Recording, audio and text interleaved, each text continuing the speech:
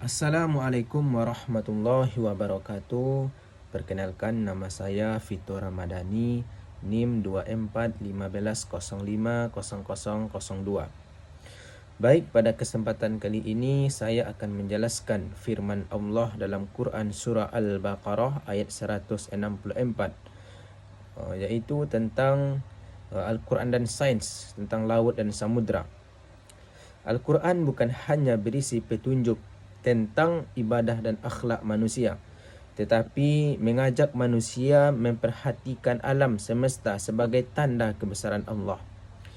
Salah satu ciptaan Allah yang sering disebut dalam Al-Quran adalah laut dan samudra.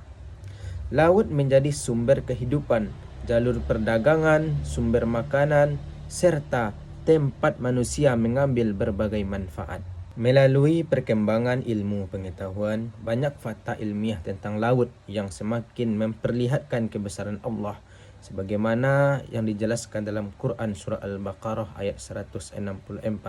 Bismillahirrahmanirrahim. Inna fi khalqis samawati wal ardi wa ikhtilafil laili wan nahari wal fulki allati tajri fil bahri bima yanfa'un nas wa ma anzalallahu minas samai min ma'in fa ahya bihil arda ba'da mautiha وبث فيها من كل دابة وتصريف الرياح والسحاب المسخر بين السماء والأرض لآيات لقوم يعقلون. Sesungguhnya pada penciptaan langit dan bumi, pergantian malam dan siang, kapal yang berlayar di laut membawa apa yang berguna bagi manusia. Dan apa yang Allah turunkan dari langit berupa air, lalu dengan air itu dan dia hidupkan bumi sesudah mati, yaitu kering. Sungguh terdapat tanda-tanda kebesaran Allah dalam Al-Quran bagi kaum yang menggunakan akalnya. Quran surah Al-Baqarah ayat 164. Jadi dalam ayat ini Allah mengajak manusia berfikir tentang berbagai tanda kekuasaan Allah Subhanahu wa taala. Salah satunya adalah kapal yang berlayar di laut. Artinya laut diciptakan Allah sehingga dapat dilayari manusia. Kemudian laut menjadi sarana transportasi untuk perdagangan dan perjalanan. Laut memberikan manfaat yang sangat besar bagi kehidupan manusia. Ini menunjukkan bahawa mempelajari alam merupakan bagian dari bentuk rasa syukur kepada Allah. Dalam perspektif sains laut, ilmu pengetahuan modern menemukan banyak fakta menarik tentang laut. Salah satunya yaitu laut menutupi sebagian besar bumi. Sekitar 71% permukaan bumi tertutup oleh air laut.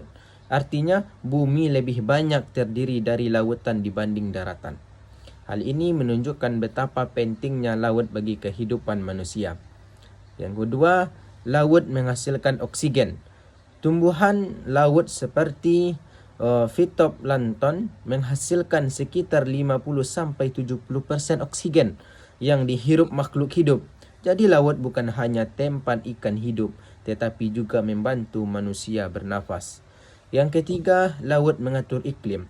Laut menyerap panas matahari pada siang hari dan melepaskannya secara perlahan. Akibatnya, suhu bumi lebih stabil, hujan dapat terjadi dan cuaca menjadi lebih seimbang.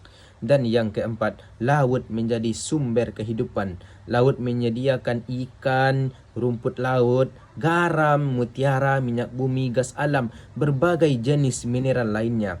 Semua ini menjadi sumber ekonomi bagi kehidupan manusia. Dan yang kelima, laut sebagai jalur transportasi.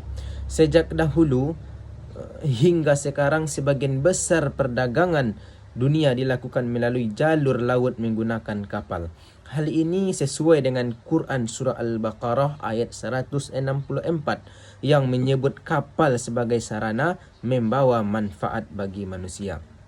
Jadi hubungan Al-Quran dan sains, Al-Quran menjelaskan fungsi laut sebagai nikmat Allah, sedangkan sains kemudian menjelaskan bagaimana laut bekerja, yaitu menjaga keseimbangan iklim, menghasilkan oksigen, menjadi habitat jutaan makhluk hidup, dan menyediakan sumber daya alam serta menjadi jalur transportasi dunia.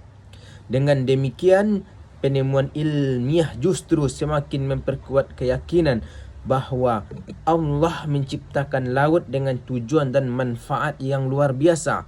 Jadi hikmah yang dapat diambil dari laut dan samudera ini, yaitu laut merupakan salah satu tanda kebesaran Allah. Manusia harus memanfaatkan laut dengan cara yang baik. Laut harus dijaga dari pencemaran dan kerusakan. Ilmu pengetahuan membantu kita memahami kebesaran ciptaan Allah. Semakin banyak belajar tentang alam, maka semakin bertambah rasa syukur kita kepada Allah Subhanahu wa taala. Maka daripada itu, Quran surah Al-Baqarah ayat 164 yang telah saya bacakan mengajarkan bahawa laut merupakan bukti nyata kekuasaan Allah. Kapal yang berlayar, manfaat laut bagi kehidupan serta berbagai fenomena alam menunjukkan kebijaksanaan Allah dalam menciptakan alam semesta.